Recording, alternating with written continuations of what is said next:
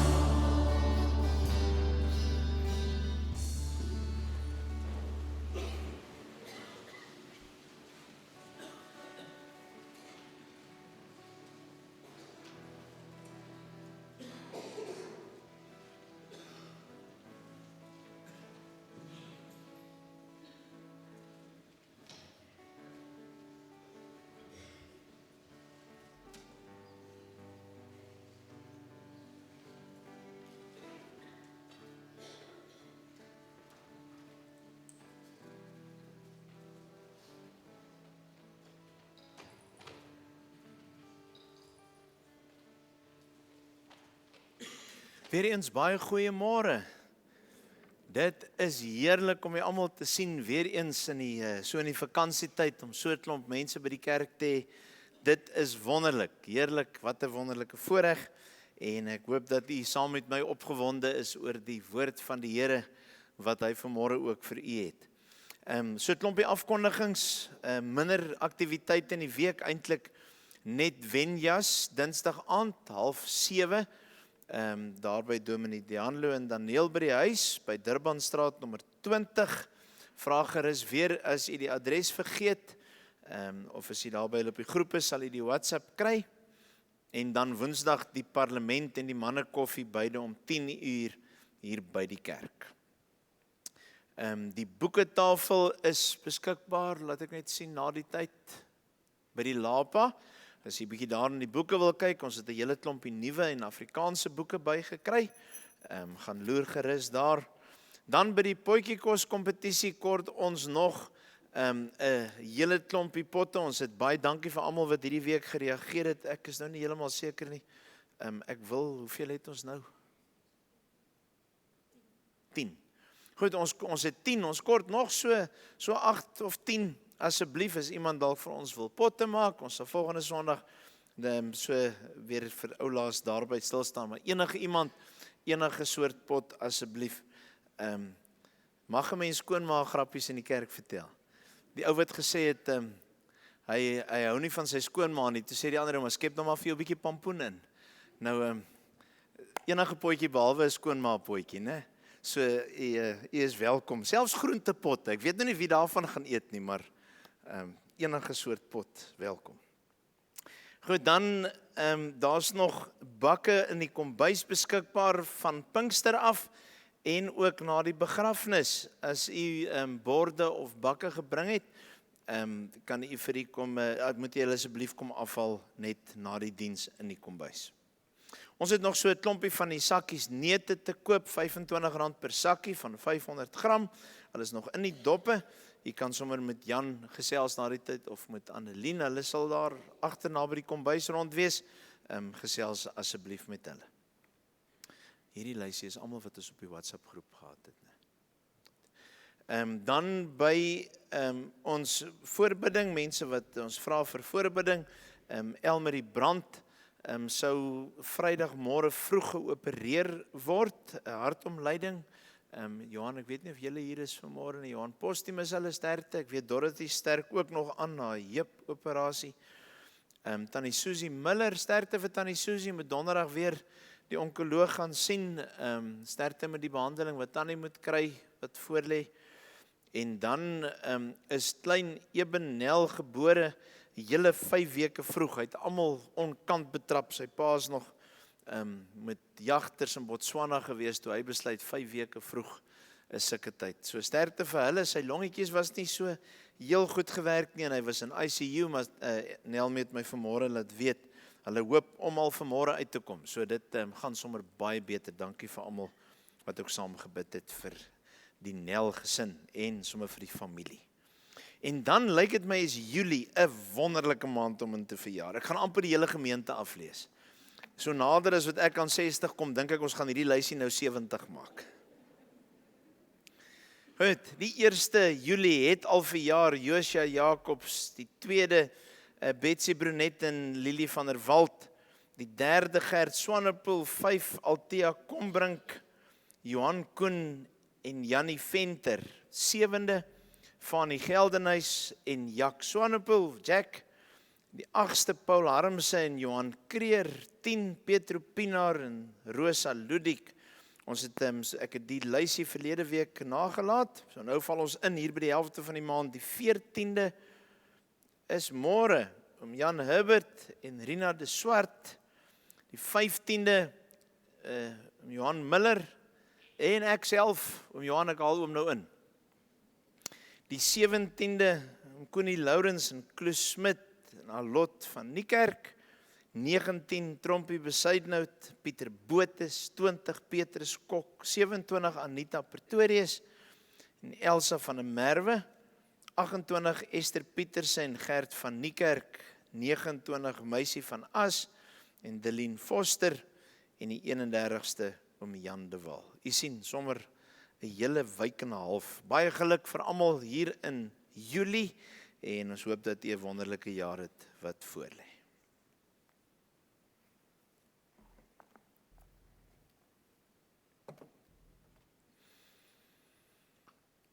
Soos wat die oog van die diensknegt is op die hand van sy meester, en soos wat die oog van die diensmeisie is op die hand van haar meesteres, so is ons, o Here, onse God, op u, totdat u ons genadig is.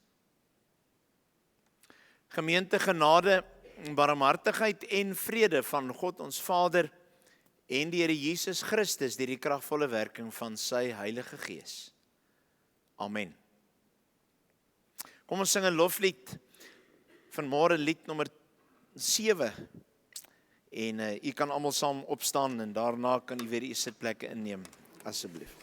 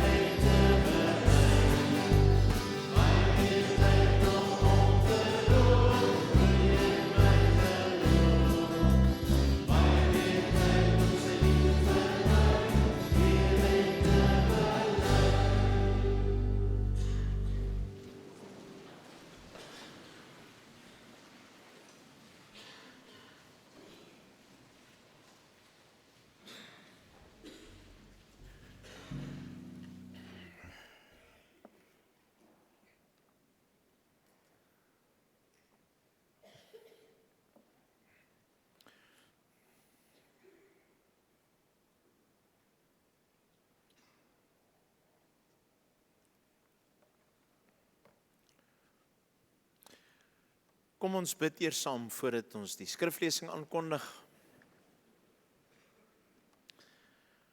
Onse Vader wat in die hemel is, almagtige groot God en koning, Here van ons lewe, Here van die heelal.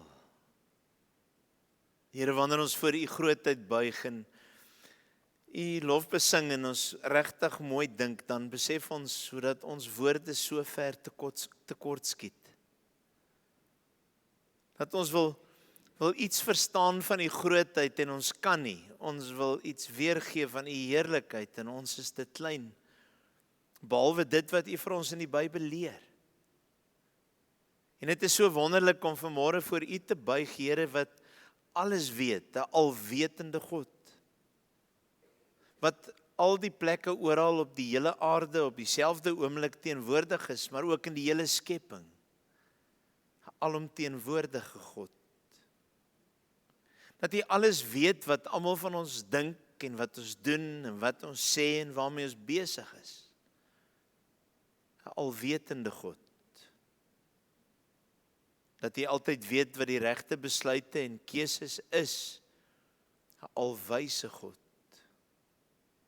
Dat U altyd in beheer is van alles wat gebeur, die hele skepping, die draai van hierdie aarde, seisoene, lande, politieke stelsels, regerings en regerders in elkeen van ons persoonlike lewens. Ons aanbid U, die almagtige God. Here, vanmôre kom hou ons aan U vas, wanneer ons ook vir U bid dat U ons wysheid sal gee vir die gewone lewe, vir keuses en besluite en optrede. Dat U, wanneer U met ons hierdie lewenspad stap, ons sal leer in ons verhouding met U om te groei, geestelik volwasse te word. Om te groei in ons kennis van U woord en van U wil. En wanneer ons elke dag se keuses, alledaagse besluite moet neem, dat ons dit so sal neem dat U verheerlik word. Dat U met ons keuses en ons besluite tevrede is. Ons bid vanmôre saam vir almal in ons gemeente wat siek is en almal wat nie lekker voel nie en almal wat slegte nuus gekry het en almal wat operasies moet kry. Vir almal wat by die huis is met griep en bronkietis en longontsteking en sinusontstekings en die koue en die siektes van die seisoen waarbinne ons is. Here, dat U asseblief nuwe krag sal gee, herstel van liggame, entoesiasme oor die lewe en dat ons gou weer almal gesond sal wees om U saam te dien. Ons eer U, ons aanbid U, ons Here en ons God en ons Koning. In Jesus se naam. Amen. Ons gaan vanmôre saam lees in 1 Korintiërs 7. Die kinders wat hier is kan uitgaan.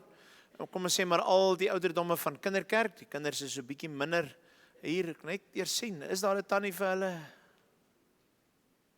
Ek hoop so. Wag sy al buite vir hulle? Ek hoop so. As jy alleen is, moet net nie die plek afbreek nie, hoor. Hulle sê ja. Julle moet so soet wees, soos wat julle ma dink julle is. En so oulik wees, soos julle oupas en oumas dink julle is. Goed, 1 Korintiërs 7. En ons gaan vanmôre lees van vers 17 af. Nou, 1 Korintiërs 7 is eintlik die hoofstuk in die Bybel wat gaan oor die huwelik.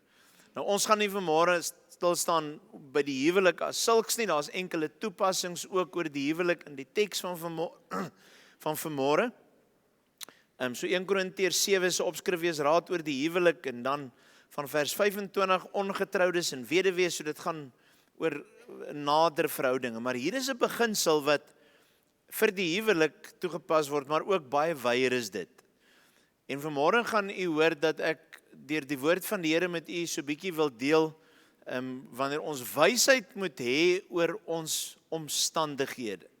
Die situasie waarbinne ons is, wanneer jy moet besluite neem. En ons gaan by 3 dinge uitkom vanmôre wat sê, jy moet in jou omstandighede bly, of jy moet omstandighede verander, of jy moet wegvlug uit jou omstandighede uit. Krisis, situasie, omgewing, jy kan dit elkeen toepas soos wat u wil. So ons gaan daarna kyk. Kyk of jy dit kan hoor binne hierdie teks. Ons gaan vanmôre by hulle 3 gaan ons so 'n bietjie stil staan. Vers 17, 1 Korintiërs 7 vers 17. Verder moet elkeen in die omstandighede bly wat die Here vir hom gegee het. Hy moet bly wat hy was toe God hom geroep het. So skryf ek dit ook aan al die gemeentes voor. As iemand reeds besny was toe God hom geroep het, moet hy die teken van sy besnydenis nie ongedaan probeer maak nie. As iemand 'n onbesnedene was toe hy geroep is, moet hy hom nie laat besny nie. Dit kom nie daarop aan of iemand besny is of nie, maar wel of hy of sy die gebooie van God onderhou. In die samelewing moet elkeen bly in die omstandighede waarin hy was toe God hom geroep het. As jy 'n slaaf was toe God jou geroep het, moet jy jou nie daaroor kwel nie. Maar as jy die kans kry om vry te word, maak gerus daarvan gebruik.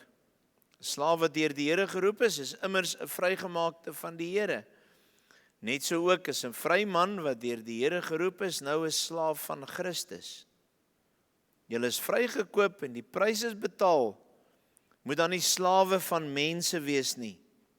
Broers, susters, elkeen moet God dien in die omstandighede waarin hy was, toe God hom of haar geroep het. Die tema van môre, daar waar jy is. Daar waar jy is.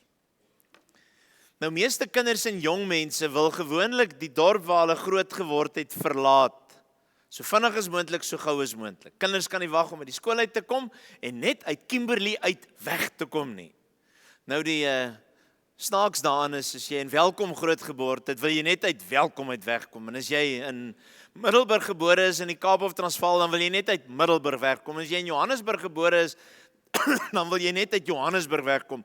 En glo dit of jy wil of nie, as jy in die Kaap gebore is, dan wil jy net oor see gaan.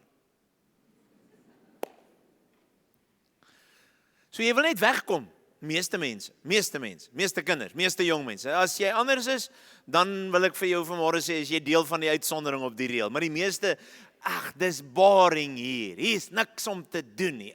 Kimberley, ons is in die gat. En die ouens van Bloemfontein voel so, hulle het net nie 'n gat nie. En die ouens van Prieska voel so, hulle is so klein entjie van die gat af. Maar elke dorpie se mense dink dis lekkerder daar iewers. Daar waar dit ver is. En miskien dink jy aan liggies in geleenthede en net 'n groter dorp waar almal nie alles van almal weet nie. En so het elkeen maar net 'n droom. Ek wil net hier wegkom.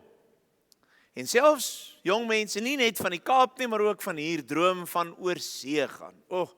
Net in Amerika gaan werk, of ek wil net in Europa gaan werk. Ek wil net verskoning hê om net weg te kom, al moet ek ander mense se stout kinders gaan oppas. En ek hou nie van kinders nie, maar ek sal gaan oppas, ek net uit hierdie plek uit kan wegkom. Net wegkom. Nou, dis nie net kinders en jong mense nie, baie mense voel so oor hulle werk, oor hulle omstandighede, as ek net 'n ander werk kan kry, as ek net by 'n ander plek kan begin werk, as ek net 'n ander baas kan hê, as ek net ander kliënte kan hê, as ek net ander werknemers kan hê, as ek net ander, noem maar op. Ek dink altyd, ons dink altyd, dis makliker in 'n ander ou se sokkies. Dis makliker by 'n ander ou se werk. Mense wat vir die staat werk, sal sê as ek net in die privaat sektor kan werk. Ouens in die privaat sektor sê as ek net my eie baas kan wees. Ouens wat hulle eie baas sê, ek wil net nooit weer werknemers hê nie. En dan kyk jy na die ander en sê, jy kla, maar jy het meer geld as ek. Jy kla, maar kyk waarmee ry jy rond. Jy kla, maar kyk jou omstandighede. En ons kan nie mekaar sin sien nie. So die slegte deel wat met ons gebeur is, ons dink dis makliker aan die ander kant van die tafel, of by die ander werk, of in die ander beroep, of in die ander dorp, of in die ander land. En dan raak ons so blind vir die ongelukkigheid, ontevredenheid waarmee ek binne my omstandighede of my situasie sit, laat ek nie meer lewe nie. Ek begeer so ander mense se lewens en ander mense se omstandighede en ander mense se lekker en ander mense se omgewing. Ek wil net uit myne uit. En vir baie mense word dit so ook in hulle huwelik. Ek wil nie meer hier wees nie. Dis nie meer lekker om hier te wees nie. Ek wens ek was met iemand anders getroud. Ek wens ek het na my ma geluister. Ek wens ek het met my ou kerel of meisie getrou. Ek wens ek het nooit getrou nie. Ek is ontevrede hier binne as ek maar net, en dan dink ek, dis makliker op 'n ander plek. As ek net in 'n ander skool kon gewees het, as ek net in 'n ander dorp se skool kon gewees het, as ek net in 'n ander klas kon gewees het, as ek net in 'n ander omgewing kon gewees het. Storie van die mens se lewe. Dit lyk altyd vir jou makliker iewers anders as hier waar ek is. Of die probleme klein is of hulle groot is, dis die ding waarmee ons as mense elke dag worstel, of baie mense mee worstel. Net so terloops, ek weet nie wat julle met my gemaak nie, maar ek is baie happy met die gemeente. So op hierdie stadium wil ek julle nog hier hou vir 'n ander plek. Ek is baie gelukkig met die werk. So, is jy gelukkig met jou werk? En ek is baie gelukkig met my vrou, so ek weet ook nie wat sy met my gemaak nie, maar ek gaan my ongelukkig nie laat inruil nie. Is jy? En wat doen 'n mens dan nou met jou omstandighede wat nie lekker is nie? En vanmôre het ek vir u gesê het ons hierdie 3 moontlikhede wat jy met jou omstandighede kan doen. Aanvaar jou omstandighede, verander jou omstandighede, of kom uit. Jy moet vlug, jy moet uitkom, jy moet daar wegkom. En ons het by die bidgeleentheid donderdag het ek hierdie selfde gedeelte aangehaal, van 'n gebed wat aangehaal word as 'n man uit die kerkvaders baie jare terug met die naam van Franciscus van Assisi. As jy al ooit van hom gehoor het, as jy iets daarvan kry, kan jy maar lees. Bybelgetroue man. Hy het gesê, Here, help my om te verander wat ek kan, om te aanvaar wat ek nie kan verander nie, en gee my die wysheid om die onderskeid te ken.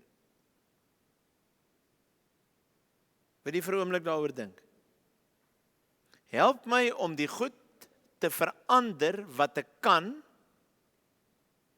om te aanvaar wat ek nie kan verander nie, en gee my wysheid om die onderskeid te ken, want onthou u, 'n mens hou jou dikwels so besig met die goed wat jy nie kan verander nie, en jy dink daaroor, en jy droom daaroor, en jy werk jouself daaroor op, en jy word ongelukkig daaroor en daarmee, en jy kan niks daaraan verander nie, en dis waarmee jy die hele tyd besig is. Terwyl die goed wat ons kan verander, gee ons nie energie nie. Of ek droom net oor hoe dit kan verander, en ek verander dit nie. Partykeer moet jy wysheid hê om te sê, hier moet ek nie wees nie, hier moet ek uit.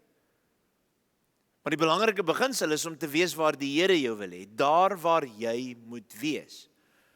Want as jy hol terwyl jy moes bly, dan is jy nie waar die Here jou wil hê nie, en jy gaan nooit die vrede van God hê, omdat jy kind van hom is nie, want jy is nie op die regte plek nie.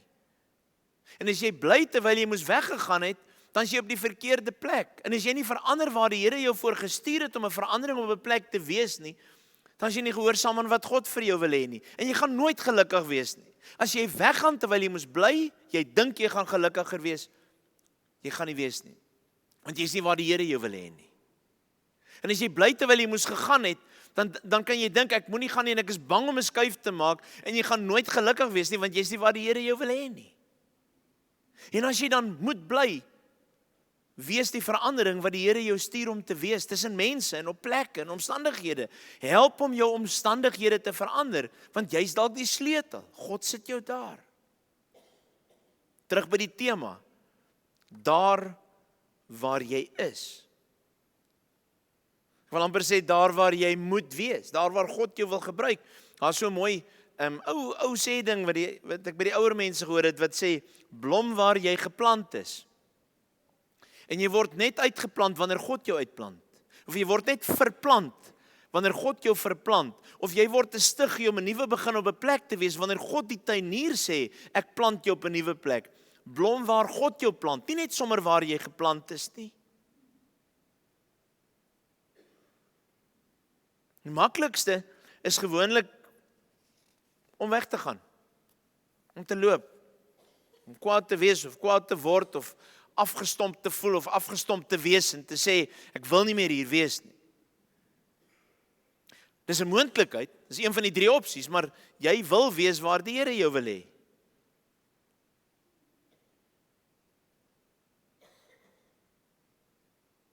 Wysheid van die Here is die sleutel om jou te help om die regte besluit te maak. Mense sê baie keer vir my, ek bid en ek bid, maar hoe hoor ek die Here se stem? Ek hoor nie 'n helder stem wat vir my sê, jy moet hierdie skuif maak, of jy moet hier bly, of dis die beginsel nie. Dit gebeur vir die meeste van ons nie. Party mense sal sê, ek het die Here vir my hoor sê, maar ek wil nie waarsku dat baie mense sê, die Here het vir my gesê, terwyl dit maar net eintlik gewoon subjektiewe, my eie emosies en gevoelens en belewenis is. Die Here het vir my gesê, die Here het vir my deure oopgemaak. Net onthou, al die deure wat oopgaan is nie noodwendig goeie deure nie. Die duiwel kan ook vir jou deur oopskop. Jy moet nie net sê, alles het reg gewerk en daarom is dit die regte plan nie. Partykeer is dit die toets of die beproewing. So hoe weet jy wat die Here wil hê is, dat jy moet wees waar hy jou wil hê. Dit beteken, jy moet elke dag in 'n verhouding met hom lewe, want as jy elke dag oor die alledaagse en die klein dingetjies van elke dag se lewe met die Here praat en sy wil begin soek en sy woord begin ken en sy woord begin verstaan, dan gaan jy in die groter dinge ook begin om te weet wat die Here wil hê. Dan gaan jy die vrede van God ken oor die klein en die groot besluite. Kom ons is by die eerste opsie. Bly waar jy is. Bly in jou omstandighede. Nou die konteks van die teks is baie belangrik. Paulus skryf hier en nou skryf hy aan 'n gemeente in Korinte en dan interessant sê hy skryf dit ook aan die ander gemeentes. En dan skryf hy oor die huwelik. Hy sê as die Here jou roep om hom te dien terwyl jy getroud is met 'n man of 'n vrou wat nie die Here dien nie. Hy sê dan mag jy nie skei nie. Jy moet bly in die omstandighede waar jy was toe die Here jou geroep het. Dit gebeur partykeer dat 2 mense trou, dat hulle nie baie naby die Here lewe nie, dat 2 totaal ongelowige mense is of net hulle sê hulle is Christene kerklidmate maar baie afvallig lewe en dan kom een van die 2 kom nader aan die Here, kom tot bekering of daar's 'n ding wat gebeur in hulle lewe wat hulle net nader aan die Here wil begin lewe en meer gehoorsaam wil wees. Maar die ander party nie noodwendig nie. En nou skryf hulle vir Paulus sê maar nou is ek in hierdie goddelose huis. Ek is in hierdie huis waar hierdie man hierdie verkeerde dinge doen, of wat hierdie vrou swets, of wat hierdie man vir ons beledig, of hierdie vrou my karakter die hele tyd afkraak, en ek is 'n kind van die Here, en ek is 'n koningskind, ek is 'n prins of 'n prinses in God se koninkryk, en nou moet ek met hierdie man of hierdie vrou saamleef, wat 'n tiran is, of wat vir my hierdie snaakse optrede het, of gewoon goddeloos is. Wat nou? Nou sê Paulus, jy moet wees waar die Here jou geroep het. Jy sien, ons gaan nou by die opsie kom van om uit die omstandighede uit weg te gaan. Die antwoord is jy mag, behalwe as dit sonde is. Jy mag nie skei nie. Jy mag om een van 2 redes skei.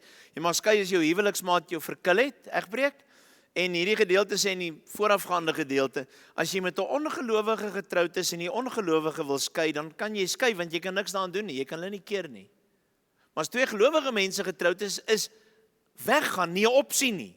Dis nie 'n opsie nie, dis nie iets om oor te dink nie, dis nie iets om gedagte te gee of om te begin redeneer of begin vorm en hoe sal dit wees, dis nie 'n opsie nie.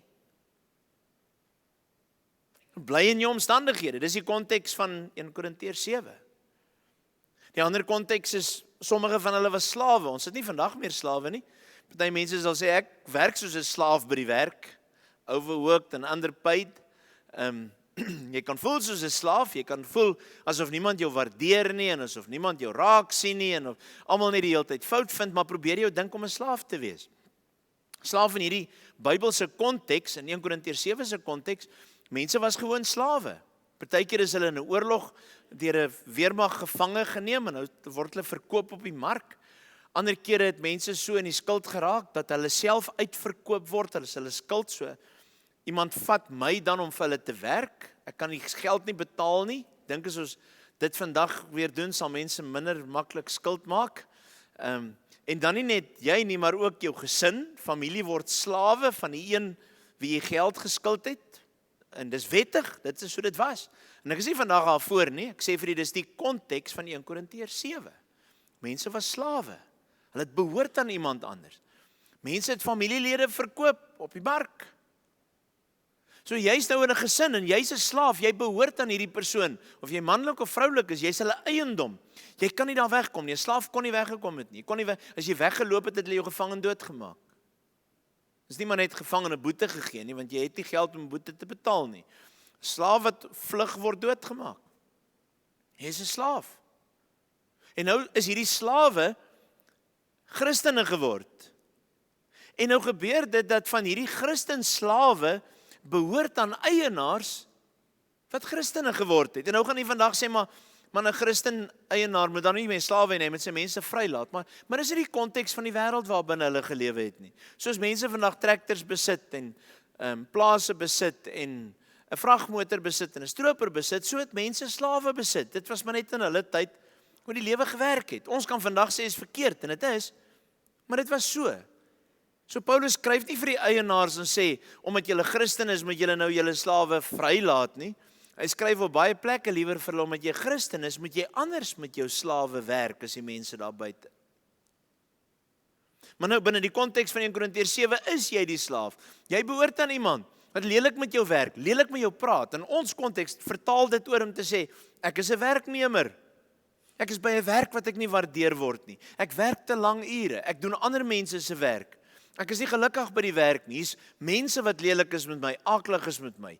Die baas is okay, maar die werknemers is reg, maar die kliënte of die mense met wie ek moet werk. En ons raak ontevrede en onvergenoeg en ons word boos binne in ons. En ons wens net ek kan hier wegkom die hele tyd. En nou kom die Here na hierdie gemeente toe en vandag na ons toe, vir my en jou in die jaar 2025, waar jy ook al bly, miskien kyk jy op die internet. Sê die maklikste opsie is om weg te gaan en 'n ander werk te soek. Maar wat is die Here se opdrag? Is sy opdrag dat jy moet bly, dan moet jy bly. Bly met die een met wie jy getroud is, jy kan nie weggaan nie. En daar by die werk wat jy is, ons gaan nou kyk na verander die omstandighede, maar is die Here nie vir jou verplant en vir jou baie duidelik wys, vir jou baie duidelik opdrag gee dat jy op 'n ander plek moet wees nie, dan moet jy daar wees. Terug in hulle konteks. Hy sê die wat getroud is, bly getroud. Die wat besny is, moenie dit probeer ongedaan maak nie. Die wat nog nie besny is, moenie jou laat besny nie. Of jy slaaf is en of jy vry is. Blom waar jy geplant is. En dan vir die huweliksmaats. Hy sê bly met die een met wie jy getroud is, want dalk wil die Here jou gebruik as instrument om daardie man of daardie vrou te bekeer. En as jy weggaan, is jy nie meer daar om die goeie evangelie te deel en te leef in hierdie huis van hierdie mens wat jy so goddeloos is nie. Al is dit hoe moeilik, jy moet daar bly. Ek dink is Langenhoven van wat gesê het, voor jy getroud is, kan jy lief hê wie jy wil, maar na jy getroud is, moet jy lief hê wie jy gekies het. Dis 'n Bybelse beginsel. Vir die besnedene sê hy, moenie vermaak asof dit nie gebeur het nie, en die wat nog nie besny is nie, moet jou nie laat besny nie. Die uiterlike handeling is nie wat jou reinig nie, maar of jy gehoorsaam aan die Here is. As ons dit vandag gaan vertaal met ons sê, of jy groot of klein gedoop is, red jou nie. Of jy 'n verhouding met die Here het. Want as mense wat verlore gaan wat klein gedoop is, en as mense wat verlore gaan of hulle groot gedoop is, want dit het bloot 'n uiterlike handeling geword, net iets om te doen, of 'n druk is van die kerk op jou, of 'n druk is van die familie op jou, of wie ook al. Kyk vers 19. Dit kom nie daarop aan of iemand besny is of nie, maar wel of hy die gebooie van God onderhou. Hier staan nie gedoop nie, maar ek het vir myself bygesit. Kom nie daarop aan of iemand besny is of gedoop is nie, of jy groot of klein gedoop is, of jy 4 maal 'n jaar nagmaal gebruik of 8 maal 'n jaar nagmaal gebruik nie, maar of jy die gebooie van God onderhou is nie. Jy red jouself deur gehoorsaam te wees nie, maar jou gehoorsaamheid wys of jy die Here dien.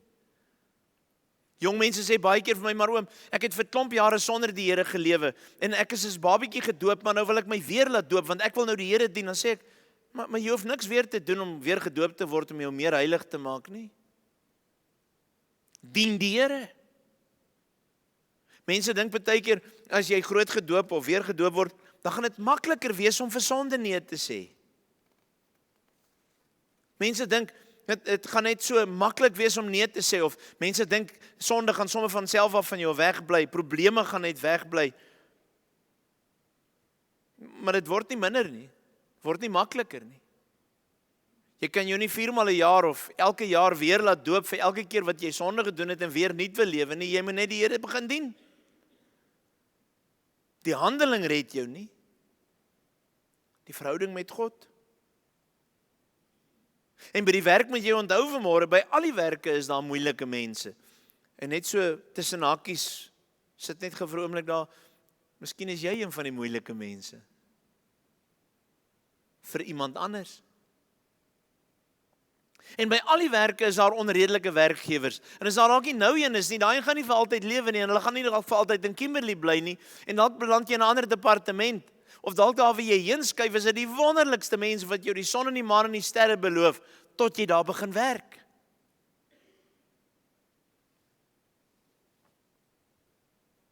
Alle werke het nuwe en ander uitdagings. By alle werke, terwyl jy nog op aarde is daar mense. En waar daar mense is daar moeilikheid. Jy kan dit nie ontvlug nie. So die eerste opsie is, bly net daar. Want die Here het vir jou daar gesit.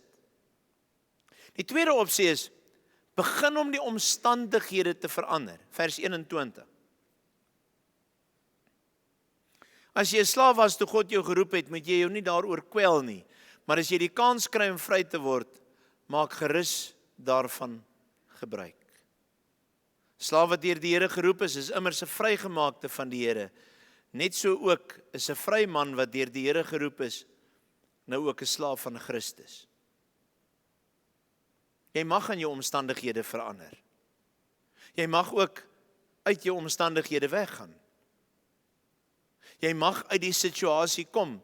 Vir die tyd van Paulus wat hy vir die mense skryf, was daar hierdie beginsel, as jy lank iemand se slaaf was, en die verhouding tussen die eienaar en die slaaf word so, dan het mense baie keer uit dankbaarheid vir lang jare se diens 'n slaaf vrygemaakte slaaf. En dan het hy 'n bepaalde merk gekry wat in sy oor gesit is, of die slawemerk is uit sy oor uitgehaal, en dan het hy die teken van vryheid gehad. Hy sou nie doodgemaak word nie, hy sou nie vervolg word nie, maar die eienaar het hom dan met 'n regshandeling, 'n wettige handeling, hierdie slaaf vrygemaak. Nou, baie van hulle wou nooit vry word nie. Hulle het gesê, meneer, waar sal ek heen gaan? Ek was nog altyd in die huis, ek bly lekker in die huis, ek gaan maar net so aan om dit te dien. Party van hulle het diere gekry en hulle het begin op hulle eie boer vrygemaak geword.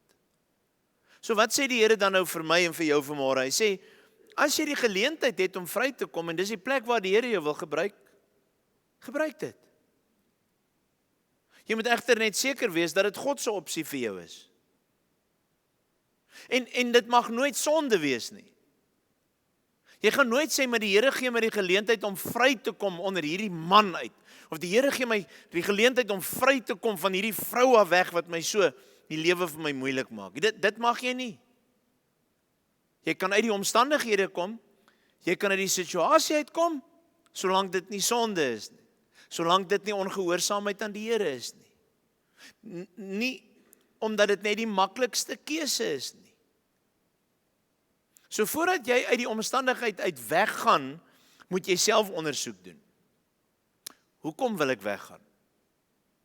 Is dit 'n beter geleentheid? Is dit 'n promosie? Is die omstandighede beter? Is my werksure beter? Maar net omdat dit sleg is daar, of net omdat die lewe moeilik is, of net omdat die lewe jou bietjie druk, is nie 'n goeie rede nie. Maar om vorentoe te gaan in die lewe, om 'n promosie te kry, om 'n verhoging te kry, 'n beter geleentheid in die lewe te hê, om dan vir die Here te sê, Here, hier is hierdie geleentheid, maar ek wil weet waar U my wil hê, en gee my die vrede waar U my wil hê. So jy kan daarvan vry word. Jy kan van 'n slaaf 'n eienaar word. Jy kan van 'n werknemer 'n baas word. Jy kan van 'n departement skuif. Jy kan van werkhandel, van werk verskuif. Maar jy moet altyd jou motief wees. Hoekom? Want net omdat dit kwaad is, net omdat dit nie lekker is nie, net omdat die omstandighede moeilik is, net omdat, is nie altyd die antwoord nie. Doen selfondersoek. Hoe gaan hierdie omstandighede verander as ek begin verander? Ek het baie dikwels met mense wat in huwelike bietjie met mekaar kriewelrig is of oor familiebande tussen familie en skoonfamilie met mekaar het, en dan gesels ons bietjie en gee bietjie raad, en dan na 'n tyd kom mense baie keer terug en sê, dit baie goed het verander. My vrou het verander, my man het verander, my skoonma, skoonpa het verander. Dan sê ek maar, gaan kyk 'n bietjie of jy nie ook verander het nie. Nou party mense, jy kan so maklik wees as moontlik, hulle het nie die opsie van maklik nie. Daar is ook sulke mense, sekerlik. Maar die meeste van die tyd, as jy makliker word hulle makliker. As jy vriendeliker word hulle vriendeliker. As jy glimlag ander mense. As jy minder bekleierig is, dan na 'n tyd is mense ook minder bekleierig met jou.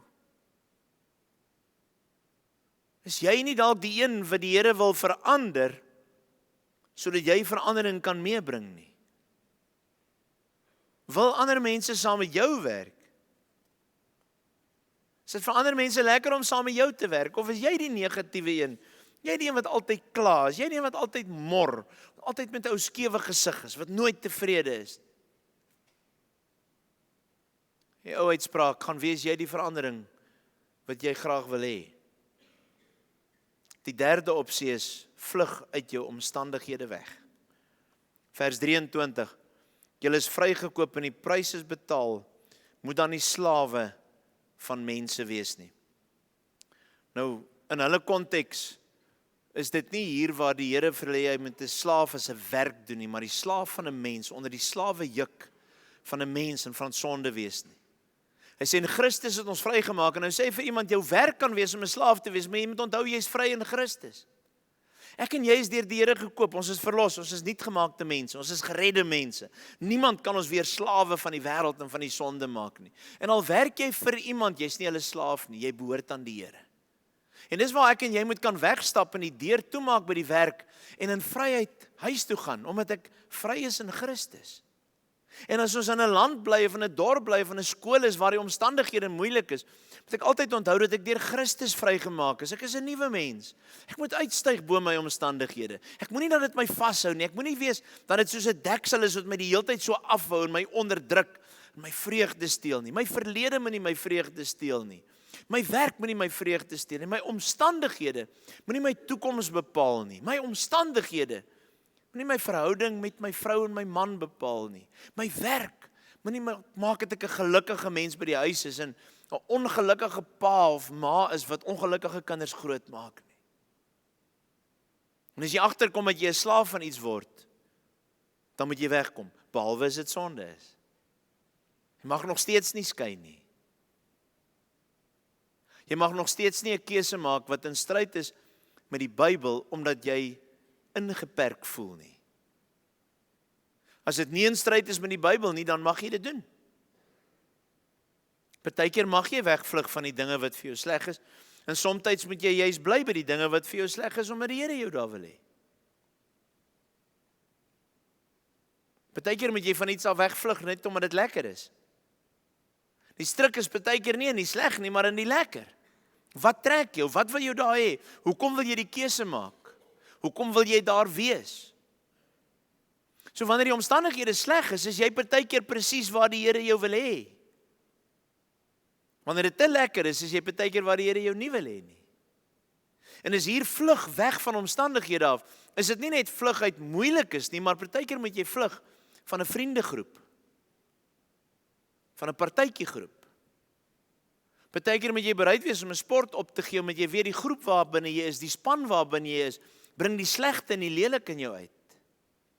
Partykeer gaan daar 'n geleentheid wees waar jy nie kan gaan wat jy sê, as ek hiernatoe gaan my motiewe verkeerd is. As ek na hierdie werk toe gaan, is die aanlokkings en die verleidelikheid wat rondom my is, wat dit vir my swaarder maak, gaan dit net soveel moeiliker maak. Ek weet dit gaan dalk lekkerder wees, maar hier moet ek nooit wees nie. Keuses, besluite, nie net wat lekker is nie, maar wat swaar is. Jy moet weet wat die Here jou wil hê. Partykeer gaan hy vir jou sit op 'n plek waar iemand anders dalk nie sou geoorleef het nie. Maar jy's daar gesit om 'n verandering te bring. Partykeer gaan hy vir jou sê, jy kan na 'n volgende deel van jou lewe oorgaan, of na 'n volgende fase, na 'n volgende plek toe gaan, en niemand gaan dit verstaan nie, maar jy gaan verstaan, want jy weet jy's wat die Here jou wil hê. Jy moet partykeer vir jouself vra, wie se slaaf het jy geword? En as jy jou huweliksmaat se slaaf geword het, dan moet dit verander. Jy kan nie daar uit nie. Dit moet verander. En partykeer het jy hulp nodig. Partykeer moet jy met die dominee kom gesels. Partykeer moet jy met iemand anders gesels. Moet net nie met 'n man by die werk begin gesels of met 'n vrou by die werk begin gesels nie, want gewoonlik is dit dan die een op wie se skouer jy huil wat jou verlos uit hierdie omstandighede waarin jy was. En dan begin jy naderhand self sê die Here het hierdie een oor my pad gestuur. Wat alles natuurlik absolute leuns is van die duiwel af. Jy moet vir jouself sê, Here, kan ek dit verander? Moet ek dit verander? Moet ek hier bly? Mag ek hier uit? Wat is die skrifbeginsels daarvoor? Daar staan nie in die Bybel vir elke werksgeleentheid en vir elke beroep 'n sekere hoofstuk met 'n sekere versie om te sê, as jy so lank by hierdie plek werk, dan moet jy dit of dat. Maar daar's Bybelse beginsels vir elke situasie op aarde. En die eerste toets, is dit sonde is dit nee. As die Here sê jy mag nie, dan is dit nee. As die Here sê jy moet, dan is dit ja. Dis die eerste toets. En dan begin ons sê, Here, waar wil U moet ek my vrug dra? Waar moet ek geplant wees? Waar moet ek blom? En of jy die regte of die verkeerde keuse gemaak het toe jy getroud is, God het dit geseël met die huweliksband en nou is jy daar binne en nou moet jy daar binne bly. Wat kan jy doen? Jy moet dit beter maak. Dit moet verander. En al kan jy dit nie alleen verander nie, dan sê die Here vir jou presies wat 1 Korintiërs 7 sê. Dan stuur die Here dalk juis vir jou om 'n man of 'n vrou tot bekering te bring. Jy kan nie hulle optrede verander nie, maar jy kan joune verander. Die vraag is jy 'n man vir jou vrou soos die Here wil hê jy moet 'n man wees? Vergeet nou die vrou met wie jy getroud is. Manne, vra dit gou. Miskien in die kwartaal is ons almal bymekaar is, moet ons dalk weer 'n bietjie daarby stil staan, maar ek glo dat die Here vanmiddag vir jou 'n boodskap het, vanoggend, vir jou wat hier is of hier na luister. As die Here vir jou kom sê, is jy 'n man vir jou vrou soos wat hy dit wil hê? Ja, maar sy, vergeet dit. Niks van wat sy doen nie. Vir jou is man. Is jy 'n man vir haar aan God se standaarde? En dan vir jou is vrou van jou man. Vergeet hoe aklig hy is, hoe geïrriteerd hy is, hoe moeilik hy is, hoe min hy in jou belang stel of in die huis of die kinders mee. Vergeet alles. Is jy die vrou vir jou man soos die Here dit wil hê? Jy sien, ons lewe in 'n moderne tyd wat ons nie meer goed regmaak nie. As iets breek, koop ons 'n ander een. Mikrogolf breek, koop jy 'n ander een. Jy vra nie eers om hom te laat regmaak nie, want ons in elk geval niemand in Kimberley wat die goed kan regmaak nie. En so, smyt hom weg en koop 'n ander een. Bel die versekering, kry 'n ander een. Maak ou dae het ons met 'n tang en 'n stuk draad rondgery en ons het alles reggemaak. Verhoudings ook. Vandag sê mense, gaan nie werk nie. Ek is ongelukkig. Dit help nie ek bly hier as ek ongelukkig is nie. Vraag is nie of jy gelukkig of ongelukkig is nie, vraag is jy gehoorsaam.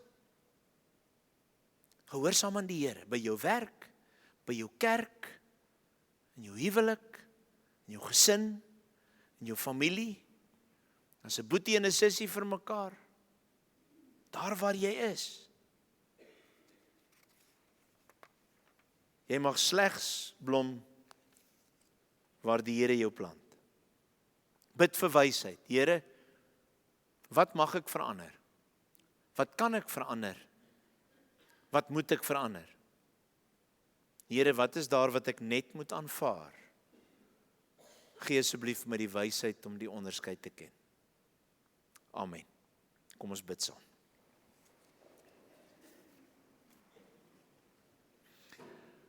Onse Vader wat in die hemel is, ons bely vanmôre dat daar baie dinge in die lewe is wat nie vir ons lekker is nie. Baie keer is die plek waar ons werk nie lekker nie en ek moet 8 of 9 of 10 ure op 'n dag daar wees. Baie keer is ons huweliksverhouding nie lekker nie en ek voel so magteloos omdat ek nie kan uit nie en omdat ek hier vasgekeer voel. Baie keer is dit die liggaam waarbinne ek is wat oud word of my gesondheid wat nie lekker wil werk nie en ek wens net die hele tyd ek kon jonger wees of ek kan so gesond soos iemand anders wees. Here, dankie dat ons vanmôre net kan stil word en weet, U maak nie foute nie. U het nie 'n fout gemaak toe ons geskape het nie. En Here, daar is geen omstandigheid wat vir ons te moeilik of te groot is om te hanteer nie. Dat U ons in elke een van hulle sal dra. Gee asseblief vir ons die wysheid om te weet wanneer om te bly. Wysheid wanneer daar 'n nuwe geleentheid is wat ons moet aangryp. Here, gee asseblief vir ons insig waar ons dinge moet verander, waar ek anders moet wees.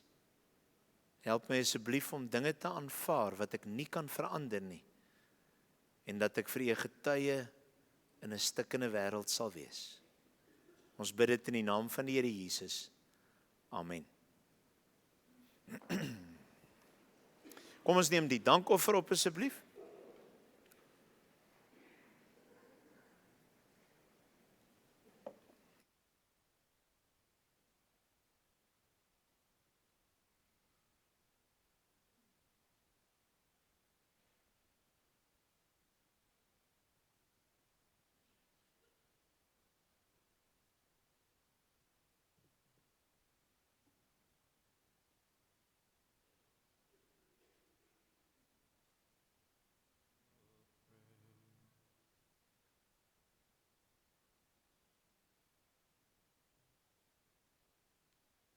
Ons gaan sluit met lied 220, 220.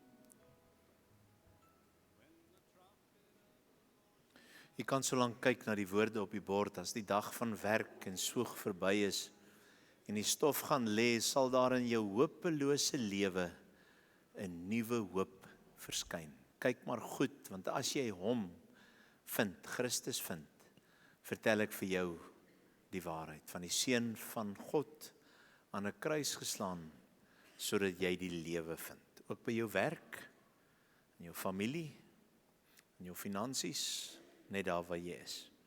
Kom ons sing dit staande saam asseblief, die 220. Direk na die lied spreek ek die seën uit, en sing ons ook die seënbede, en dan kan jy die kerk verlaat. As die dag van werk en soek verby is, en die stof maar lê, sal maar in jou hopelose lewe 'n nuwe hoop verskyn. En kyk maar goed,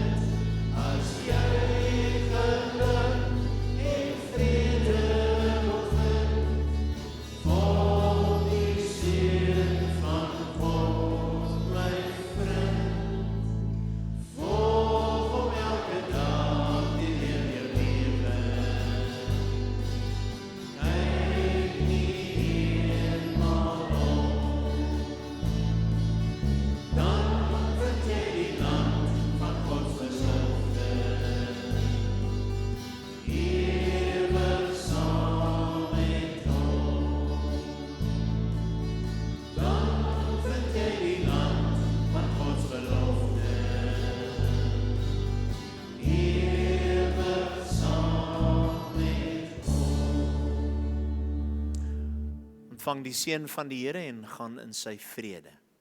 Die genade van God ons Vader, die liefde van ons Here Jesus Christus en die gemeenskap van die Heilige Gees is met elkeen van u.